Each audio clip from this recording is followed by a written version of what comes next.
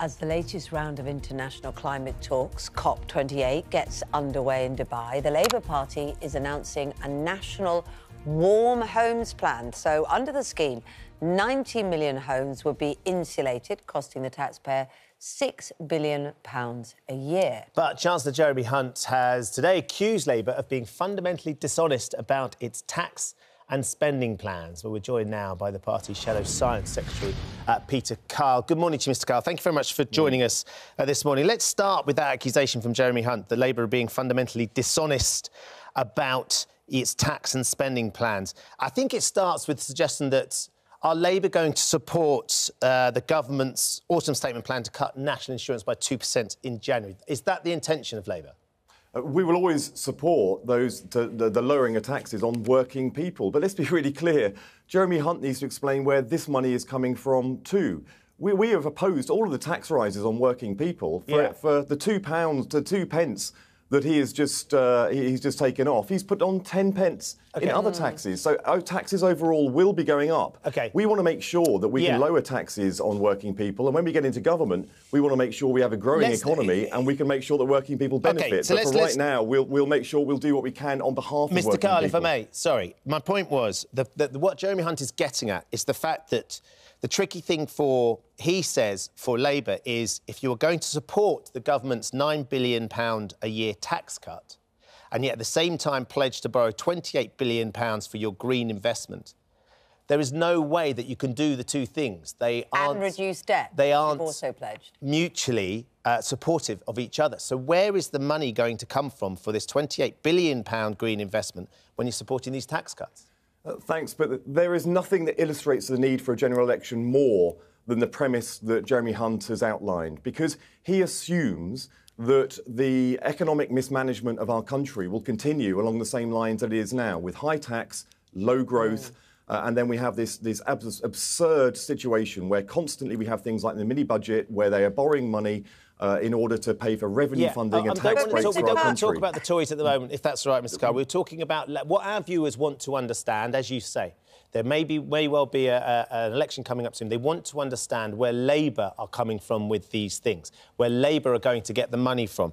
Paul Johnson, who's head of the IFS, said Labour know that spending pressures will be very strong and not just for the billions of green investment, that you have to justify where this investment is going to come from and where the tax breaks and where the tax cuts are going to be paid for. That's the point. So can you explain that to us, rather than criticising the Tories? No, I understand, but what I'm trying to say is that our management of the economy will be different from what we've experienced in the last few years. And by doing so, we will have a growth plan.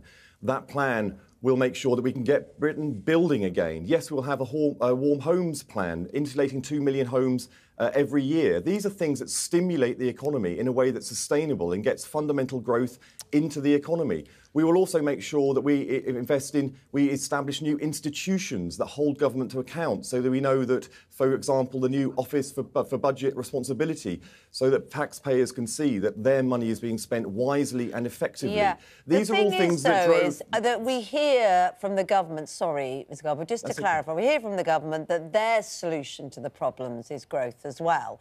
But just to be clear on the three pledges, cutting national insurance, which you confirmed you're supporting, borrowing more than 20 billion, more than 20 billion, 28 billion for the green pledges, and also reducing debt. You're saying that by Labour's management of the economy, that is possible. So just to clarify, Kate, what our plan is, we have the rock of fiscal responsibility. We will only borrow to invest. We will also lower debt over the course of a parliament. And the £28 billion green investment plan will be introduced over time, so we will get to it over the course of a parliament. But fiscal responsibility will be first. We will never, ever borrow irresponsibly, as the Conservatives have done. Jeremy Hunt has to say where he is going to fund his tax breaks from. Every single policy that we come forward as we go into the election next year will be fully costed and fully funded. I mean, interestingly, sort of what Paul Johnson, the head of the IFS, went on to say was that despite what you're trying to reassure our viewers with this morning, those spending pressures are going to be very strong. Their numbers won't add up any better with either the same cuts or higher taxes. They aren't convinced, because of the nature of what the economy is going to be if you do take power in the next election, they aren't convinced that you are going to be able to balance the books. Well, as I say, we're going to have a fundamentally different approach to investing in our country for the jobs of the future. Rishi Sunak is flying out to COP27 today, but he has put a block on building new onshore wind farms, for example. We want to release that block. We know that we are moving into a digital age, but the ridiculous planning laws that are currently being put in place by this government prevent us building new data centres to drive and power. This is where the economic growth of the future is coming from. We want to unleash that growth, starting with reviewing and reforming planning laws. So all of these things are linked together.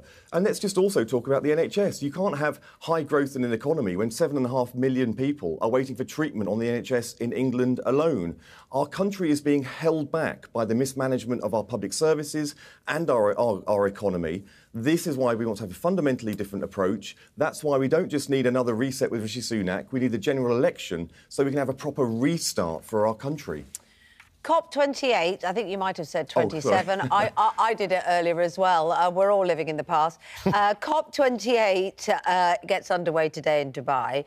Now, the government has rowed back on some of its green commitments. Would you reinstate the ban on the sale of diesel and petrol cars by 2030? Yes, we want that ban brought forward simply because every single domestic motor manufacturer says that that's what our country needs, is what they need. What's more important to them than 1 year here or 1 year there is having stability for the regulatory framework and the laws going forward.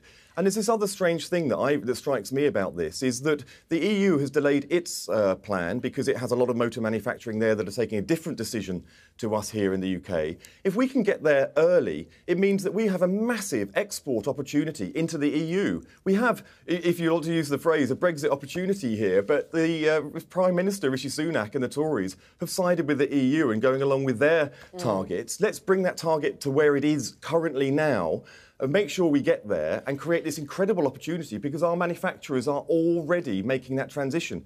And the phasing out of the installation of gas boilers, would you support people with that? Do you want them gone within a decade, as has been suggested? How would you find the money to help people to do that? Well, this is the part of the transition that we're going to make in government. So when the money is available through economic growth and we can move towards that £28 billion spending, firstly, our priority is going to be to insulate homes, because that will reduce household bills by £500. It will involve the 4 million workers right the way through from solar installers, insulation installers, glazers, builders, all these businesses and jobs that are out there right now in Britain. They can get a boost from this, which again adds to economic development and growth for our country. So all of these things are linked. Yes, we do need to move towards removing some of the more heavily emitting aspects of household life. There are 19 million homes in our country that are not fit for the future. And government needs to work in partnership with the private sector and householders themselves, so we can drive down bills, meet our net zero emissions, and make sure that we can transition our economy to the economy of the future. OK, we're going to have to leave you there, but we appreciate your time this morning. That's Peter Kyle. Thank you.